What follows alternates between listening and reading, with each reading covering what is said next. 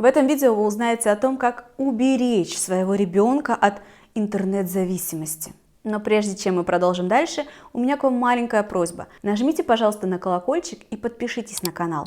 Благодаря этому простому вашему действию видео может попасть в избранное YouTube. И тогда благодаря вам много людей смогут узнать эту информацию. Действительно, сегодня каждый абсолютно ребенок хочет играть в компьютерные игры, хочет смотреть там разные мультики, а количество, поток информации там стал такой огромный, что мы, родители, уже совершенно не способны его весь проконтролировать. Ну, потому что там слишком много, фильтровать это сложно. Что же делать? Уберечь ребенка полностью не получится.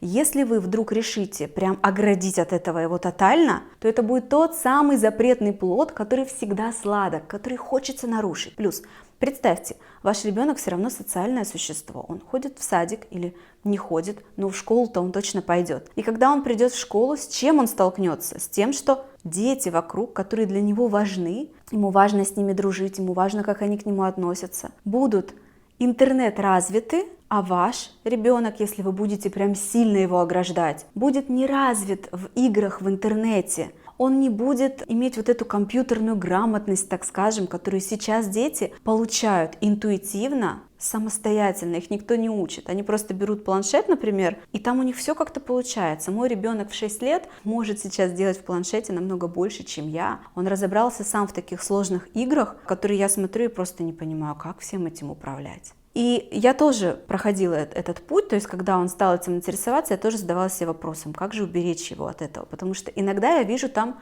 ужас. Например, я регулярно вижу, что делают мои дети. Им показывают рекламу в играх, где кошечка или собачка умирает, и только если он посмотрит 2 секунды, 3 секунды этот ролик, тогда кошечка или собачка спасется. Вы представляете, насколько сегодня сильно манипулируют детьми? И когда я вот со стороны услышала, что там происходит, просто у нас отключился интернет резко, и дети заплакали. Я подошла, что случилось, а у меня дочка очень сильно любит кошек. И плачет и говорит: мама, у меня кошечка там умерла в игре. Я говорю: почему? Ну там была реклама, как обычно. Я должна была досмотреть, а интернет закончился, прервался, связь прервалась. Из-за меня, из-за того, что я не досмотрела, умерла кошечка. Она действительно переживала по этому поводу. У меня волосы встали дыбом, когда я все это заметила. Но могу ли я сейчас взять из своих детей, просто убрать планшеты, полностью запретив им там развиваться? Да, такое вот не очень понятное нам развитие, кажущееся нам опасным, но тем не менее это развитие, которое соответствует темпам современного общества. Это те новые технологии, которые приходят в жизнь наших детей, с которыми мы не можем бороться, мы всегда там проиграем. Что сделала я и какой вариант действий предлагаю вам? Раз уж бороться и полностью исключить будет, наверное, неверным, то есть вот то, что я говорила ранее, чтобы ваш ребенок был совершенно не развит в этом и, соответственно, отличался от сверстников. И тогда ему будет сложно, возможно, поддерживать контакты с этими сверстниками. Что делать? Дозировать. Любой яд в маленьких дозах иногда используют как лекарство. И любая хорошая, вкусная, приятная вещь в больших дозах становится ядом. Все нужно дозировать. Давайте дозировать интернет-зависимость. Точнее, признаем, что интернет-зависимость есть, от нее никуда не денешься, но дозировать контакт с этим интернетом. Каким образом? Сделайте день ваших детей насыщенным. И для себя в голове четко по пунктам отделите, какие вещи они должны делать регулярно, просто потому что они должны это делать. Как, например, просыпаться в школу вовремя, когда мама будет, выполнять свои домашние задания, это обязательно. Может быть, ваш ребенок имеет какие-то обязанности по дому, навести порядок в своей комнате, или, придя со школы, разгрузить свой рюкзак, или сложить аккуратно вещи, что-то, что он должен делать в принципе.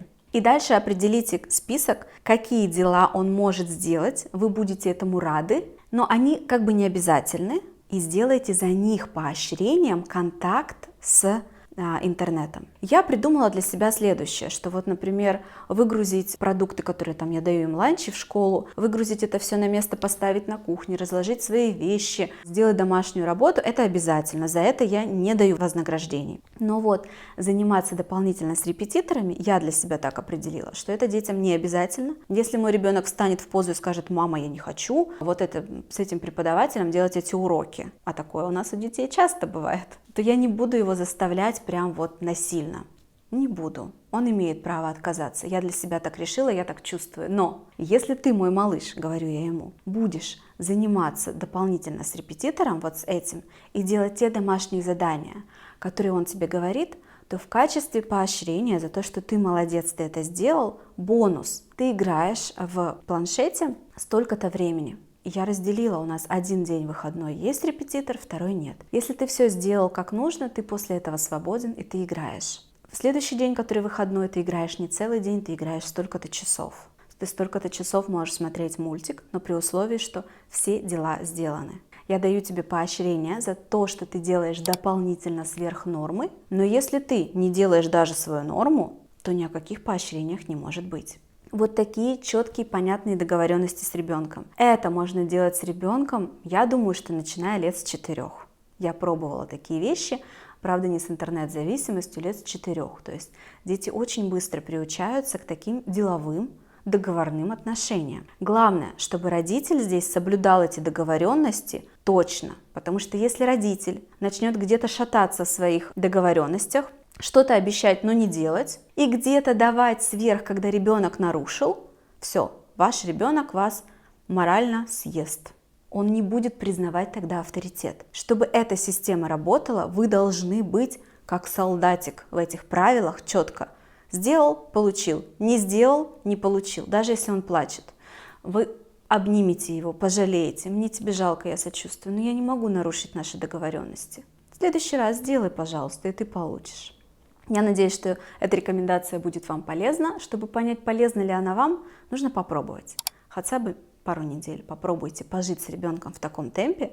Прежде чем вводить что-то новое, нужно детально, подробно малышу, ребенку любого возраста рассказать, что именно за договоренности. Все проговорить. Представьте, что вы юрист, и ваша задача человеку объяснить все нюансы вашего нового контракта. Если есть вопросы, пишите внизу в комментариях.